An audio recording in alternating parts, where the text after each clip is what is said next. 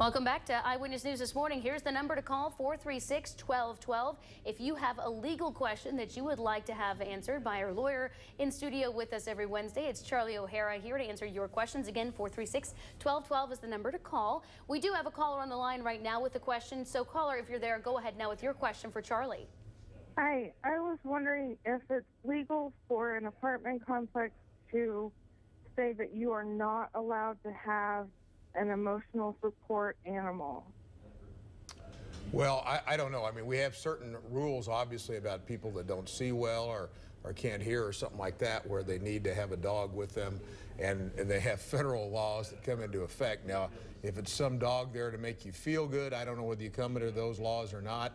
That's kind of an interesting question and something that would have to be looked up. But obviously, the apartment complex has some control because some apartment complexes aren't made for animals, and there's just no way they're going to work there, and depending on the circumstances of that. So I think you'd have to compare all those laws and find out. I really can't answer it here. I think you'd have to call some authorities with the government and find out what you can do and not do.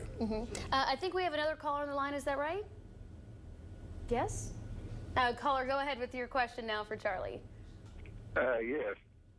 What can a homeowners association do legally to enforce its covenant?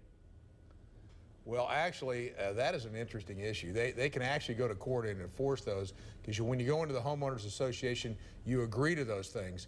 However, in my experience, they're not usually real well written, and there's a lot of defenses to that because it is your own home, and you get into what exactly you agreed to. Sometimes it's quite difficult to enforce them. Now, sometimes they're quite obvious if you're not mowing your lawn or painting your house, or you got cars sitting in the front yard not taking care of it. Those things are obvious, but some of the other things, architecturally and things like that, you really get into some problems about how to interpret that. But the bottom line is the homeowners association could go to court and sue the person or get a lien against their house. There's a number of things they can do. Seems like it's a little hairy situation sometimes. It's not as easy as everybody thinks it is. Fair enough. All right, I think we do have a third caller on the line with a question. So caller, you can go ahead now and ask your question to Charley. Yes, what I'd like to find out is why they classify pain and suffering when you're in a car wreck.